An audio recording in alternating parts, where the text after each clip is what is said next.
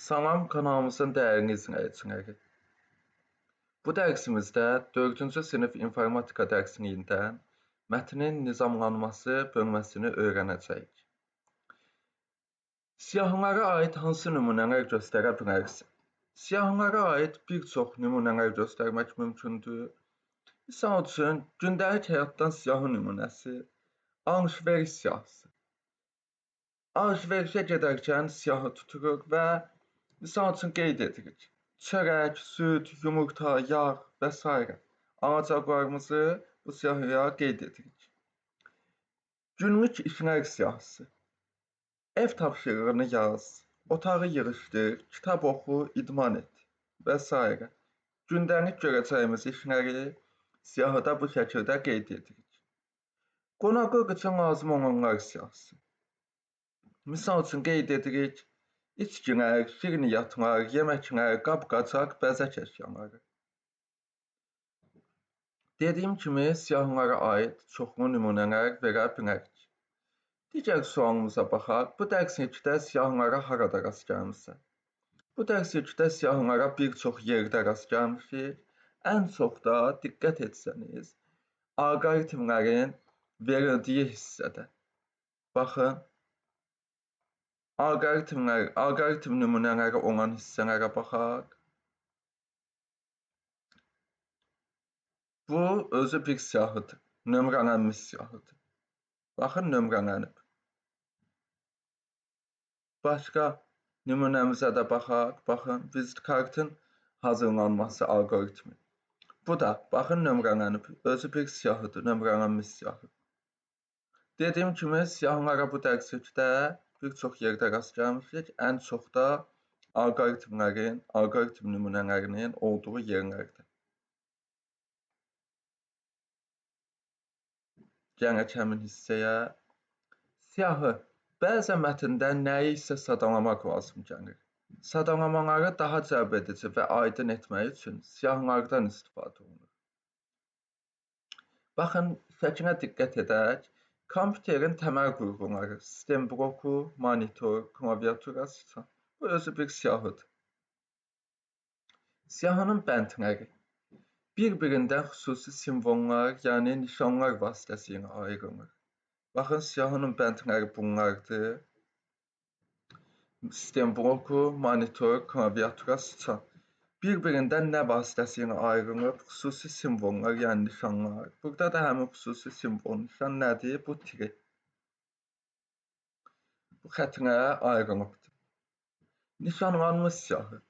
Bəndlərinin qarşısında nişan qoyulmuş siyahı, nişanlanmış siyahı adlanır. Baxın, misal üçün, içi dolu qara dairə qoyulub nişan olaraq. Bu da bir nişanlanmış siyahı nümunəsidir. WordPad mətn redaktorunda nişanlanmış siyahılar yaratmaq çox asandır. Bu proqramda nişan kiçik qara dairəcik, yəni bu şəkildə göstərilir.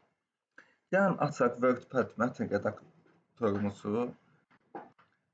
Gəlirəm Windows düyməsinin üzərinə, sıçanın sol düyməsini klikləyirik, sıqıldadırıq və yazırıq WordPad.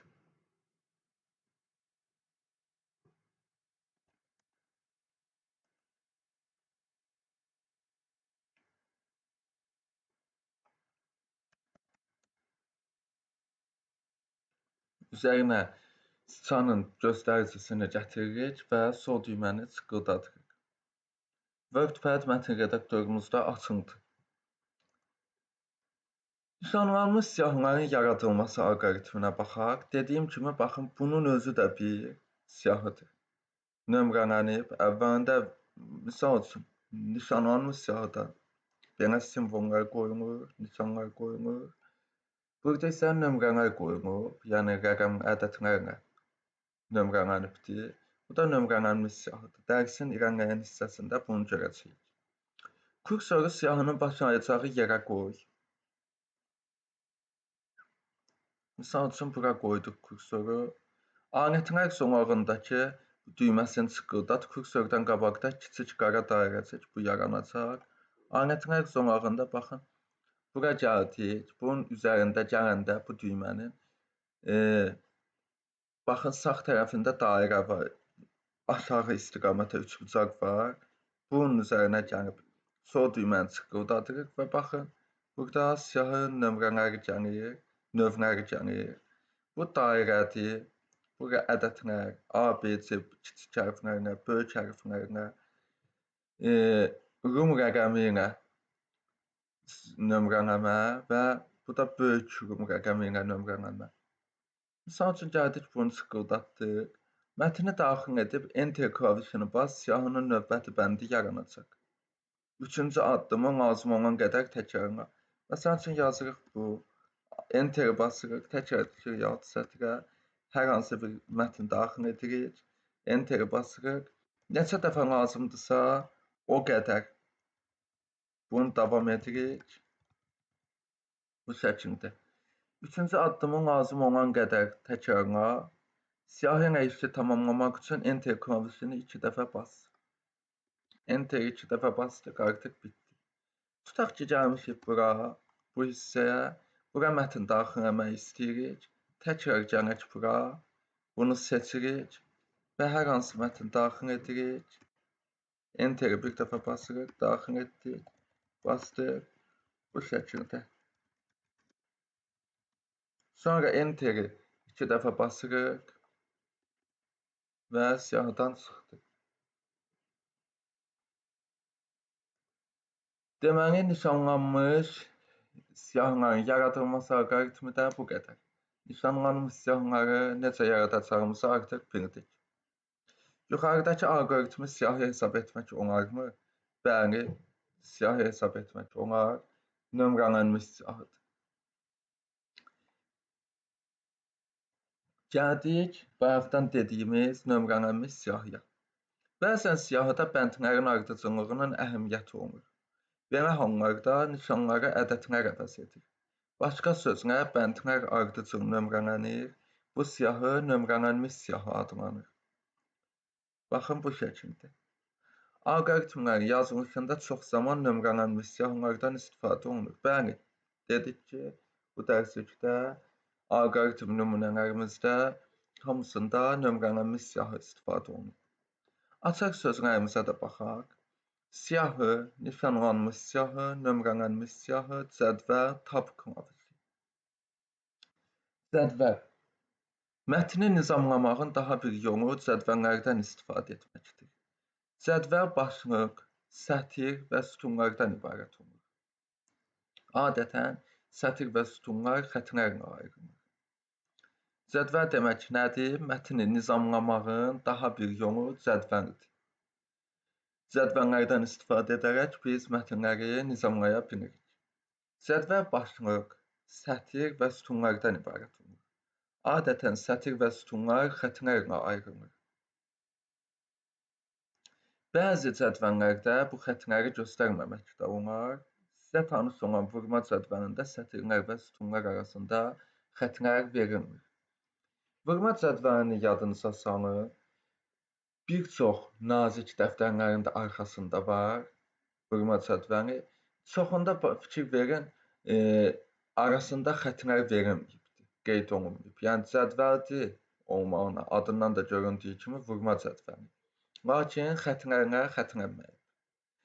Sualımıza baxaq, siyahı ilə cədvəlin hansı bənzər və fərqli xüsusiyyətləri var? Çox gözəl bir sualdır. Yəni, baxaq görək, siyahı ilə cədvəlin bənzər və fərqli xüsusiyyətləri nələrdir? Bənzər cəhətlərinə baxaq. Birinci, oxşarlıqları. Hər ikisi məlumatı ardıcıl göstərir. Yəni, cədvəldə, siyahıda məlumatı ardıcıl göstərir. Siyahıda, cədvəldə müəyyən məlumatları sərgərm formada təqdim etmək üçündür. İkinci bir oxşar cəhətə baxaq. Oxumağı və müqayisə etməyi asanlaşdırır. Məlumatlar bir-birindən ayrıldığı üçün tapmaq və başa düşmək rahat olur. Təşkilatlı məlumat. Hər iki halda məlumat qarışıq deyil, müəyyən qayda ilə yazılır. Yəni, həm siyahıda, həm də cədvəldə. Hər ikisi yazılı və elektron formada ola bilər. Yəni, həm siyahı, həm də cədvəl, hər ikisi yazılı və elektron formada ola bilər. Kağızda və ya kompüterdə, məsələn, Word, Excel və ya HTML yaradılır. Fərqli cəhətlərinə də nəzər salaq. Tərtib forması siyahı maddələrlə bəzən nömrələnmiş və ya nöqtələnmiş formada yazılır. Cədvəl isə sətirlər və sütunlardan ibarətdir. Quruluşu siyahı sadə, bir ölçülü məlumat təqdim edir. Cədvəl isə iki ölçülü sətir və sütun ölçülərindən ibarət məlumat təqdim edir. Tətbiq sahəsi siyahı qısa, ardıcıl məlumatları sadalamaq üçün, misal üçün alış-veriş, plan və s. istifadə olunur adətən. Cədvəl isə müqayisə, hesabat və statistik məlumatlar üçün istifadə olunur. Vizual görünüş siyahı oxunaqlıdır, amma struktur sadədir. Cədvəl isə daha sistemli və riyazi görünüşlüdür. Məlumat tipi əsasən yazılı ifadələr, yəni sözlər, fikirlər, siyahıda əsasən yazılı ifadələr istifadə olunur. Sözlər və fikirlər, misal üçün. Cədvəldə isə əksər hallarda rəqəmlər və ölçülər də olunur. Bu şəkildə şifahi olaraq siyahı ilə cədvəlin bənzər və oxşar fərqli xüsusiyyətlərini sadaladıq.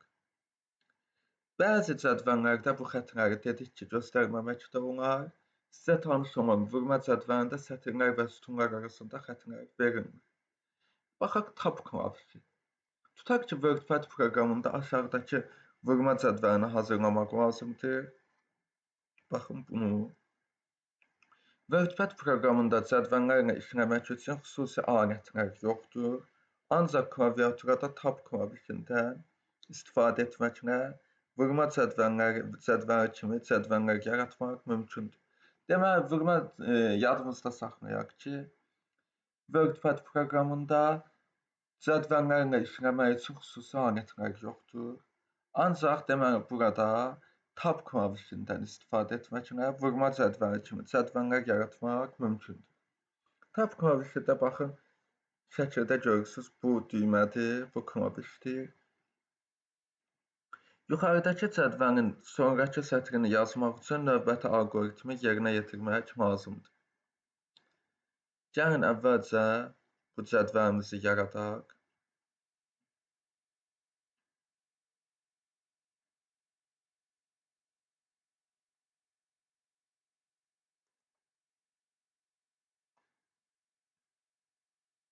Yenisini açaq. Baxın, yazıram. Əvvəlcə dini dəyişək. Azərbaycan. Yazıram, Caps Lock düyməsini kliklərəm klaviaturada. Caps Lock aktiv olduğu zaman bütün simvollar böyük hərflə yazılır. Yazıram, vurma cədvəli.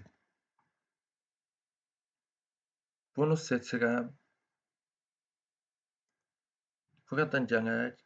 Times New Roman. Adətən mən onu istifadə edirəm, o çox istifadə olunur. Mətnlər üçün Times New Roman seçdik. Rəngin tünd eləyirik. Və ölçüsünü burada gəlin artıraq. Misal üçün 28 qoyaq. Çox böyük oldu. 24. 20 qoyaq. Və gəlirəm burada ortanı seçirəm ki, ortadan olsun. Enter-ə düşürəm növbəti sətrə və burada bu düyməni kliklərib keçirəm sol tərəfə. Yazırıq 15. Gəlin bu tündləşdirməni də azaldaq. Yazırıq 15. Biraz ölçünü də kiçildək. 17 eləyək. Yazıram 15.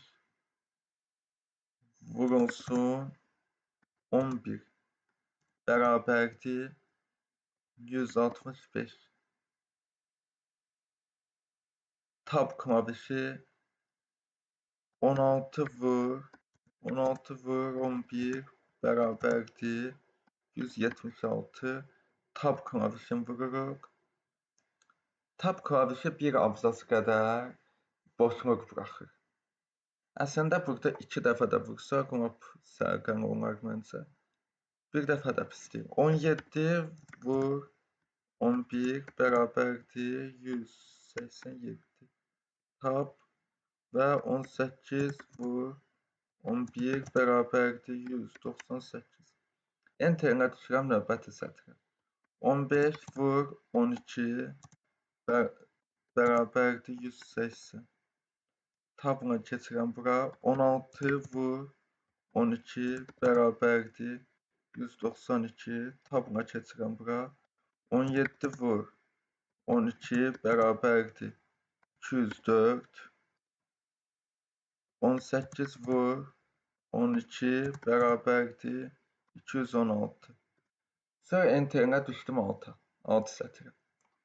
Baxın, bunu artıq yazmışıq. Sonra keçək bura. WordPad mətn redaktorunu başlat. Proqramın pəncərəsini iş masasının son yarısında yerləşdir. Kalkulator proqramını başlat. Proqramın pəncərəsini iş masasının sağ yarısında yerləşdir. Mətn redaktoruna keç. Bunun üçün sıçan göstəricisini WordPad mətn redaktoru proqramının iş sahəsində çıqqıldat. 15 vur 13 mətnini yığ. Kalkulator proqramına keç. Uyğun hesablamanı apar. Mətn redaktoruna keç. Kursorun olduğu yerə kalkulatorun ekranında ədədi yığ. Tab klavişini bas. Bu mətnini yığ. 7, 8 və 9-cu addımları təkrarla. Sonra 17 vur 13 bərabər mətnini yığ. 7, 8 və 9-cu addımları təkrarla. 18 vur 13 bərabərdir mətnini yığ. 7 və 8-ci addımları təkrarla. Enter klavişini bas. Kursoru növbəti sətrə keçəcək. Vurma cədvəlinin növbəti sətirlərini eyni qayda ilə doldur. Yazırıq. Buradan gəlin açaq kalkulatoru. Gəlirəm Windows düyməsinin üzərinə və kalkulator üzərinə gəlib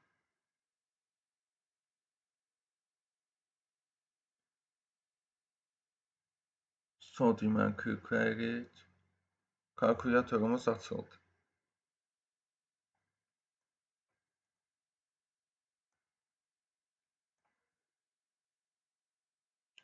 Sonra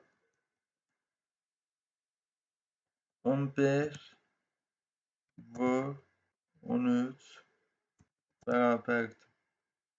Buradan yazırıq 15 vur 13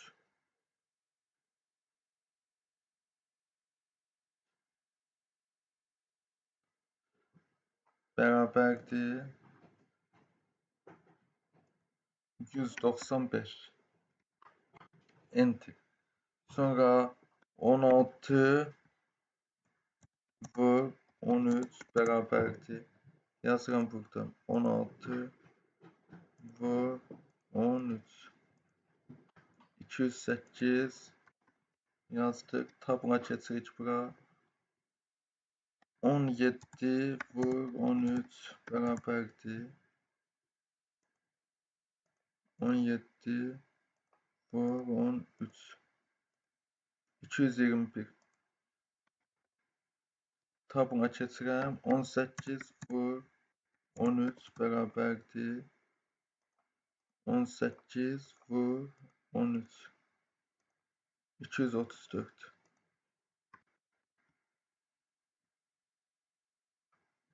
Sonra enteri vurduq. Keçdik növbəti sətrə.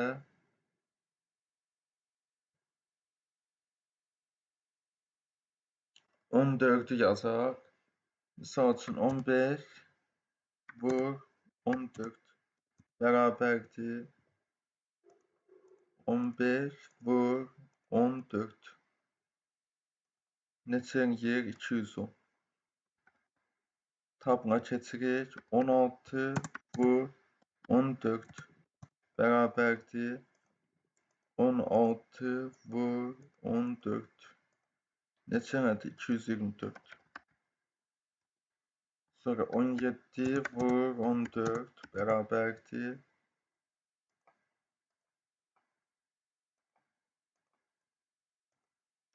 238 sonra 18 vur 14 bərabərdir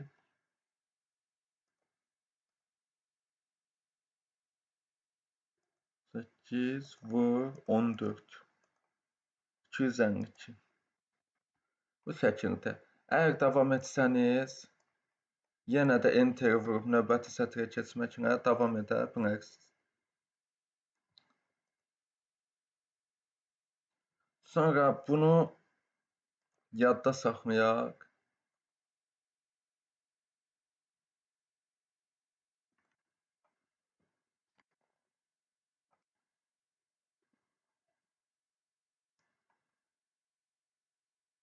Desktopda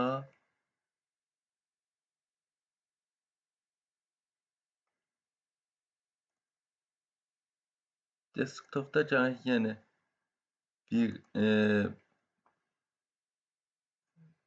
qovluq yaradaq.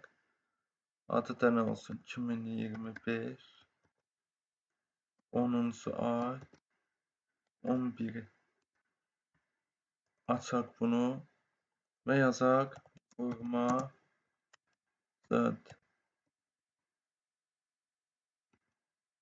cədvəli.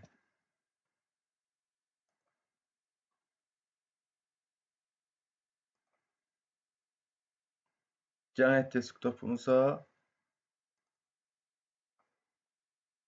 vurma cədvəlini açaq. Baxın.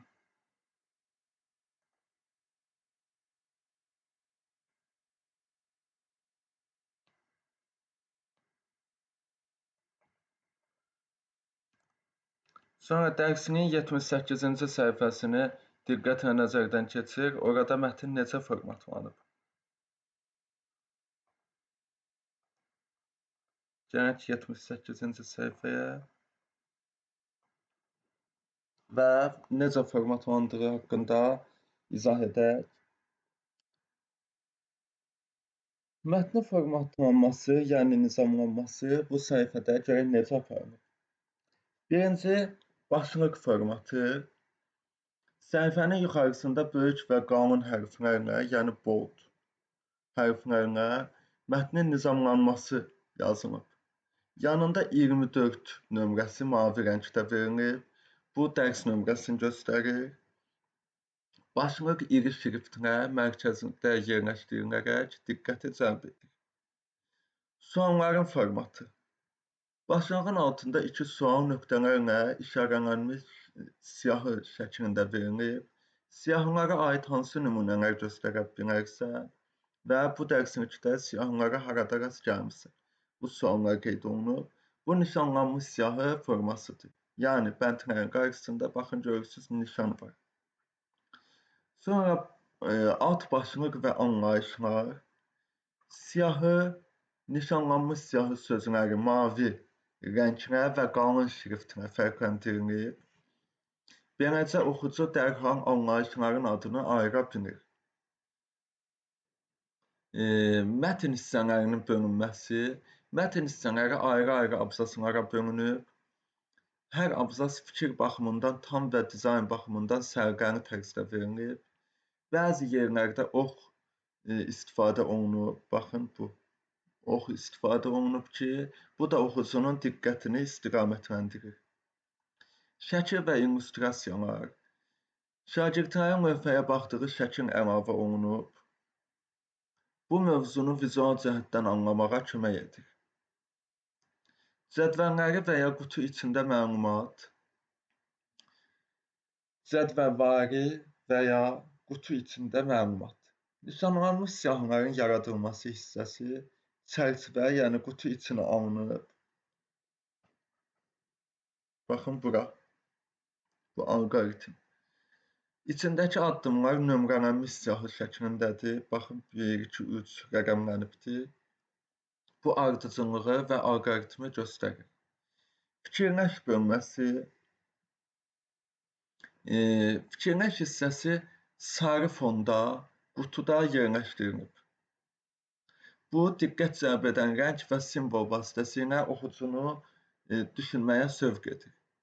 Nəticə olaraq bu səhifədə mətn, başlıqlar, maddələnmiş və nömrələnmiş siyahılar, rəng fərqləri, şəkil və qutular, simvollar, yəni ox, dairə, nöqtə vasitəsilə nizamlı və oxunaqlı formada formatlanıb.